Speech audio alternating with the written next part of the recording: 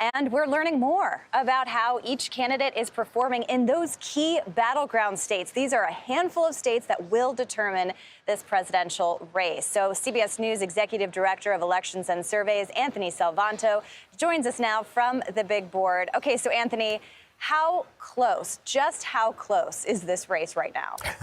Very. Back to you, Caitlin. No, seriously, that is it in a word. but let me show you the way that breaks down. Okay, these are our latest estimates. They're based on our battleground tracker models. That includes our interviews. That includes analysis, matching things, looking at the voter files, etc. And all of these races are either tied or within a point. Arizona, Georgia, Michigan, Nevada, North Carolina, Pennsylvania, Wisconsin, everybody will get to know those state names really well, all of which is to say it's basically a tie. That's how close this is. And the other thing that underpins that, Caitlin, that I just got to show you, because during a debate, we talk a lot about whether anybody could move, what might happen. It's very horse racy. But look at this. Look at these really small numbers. 1% of each candidate's current voters say they might consider the other guy. That's not a lot of room for movement. Caitlin.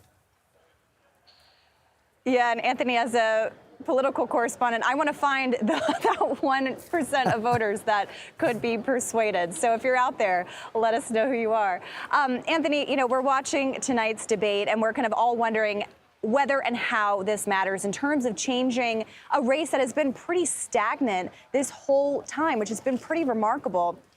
Do candidates ever really get a significant bump in the polls after a good debate performance? Significant, not a lot. But historically, that can kind of wax and wane. Let me rewind a little bit. This is what happened after 2020, the last time these two candidates met. We surveyed debate watchers right after it, and by and large, at least by 7 points, they thought Joe Biden won. But Biden led in the polls throughout 2020 and then, of course, went on to win. I mean, I can take you back to other races, too. You know, back in 2016, for example, Hillary Clinton, we found after the first debate, went up about 3 points. But I will add, after the third debate, Donald Trump really closed the gap, and ultimately he went on to win.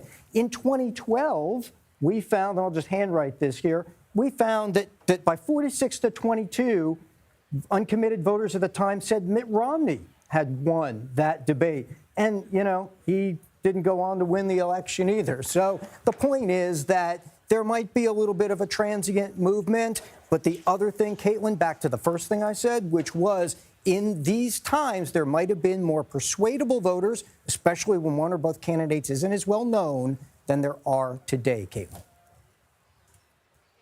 All right, we will keep an eye on that. Anthony Salvanto, thank you very much.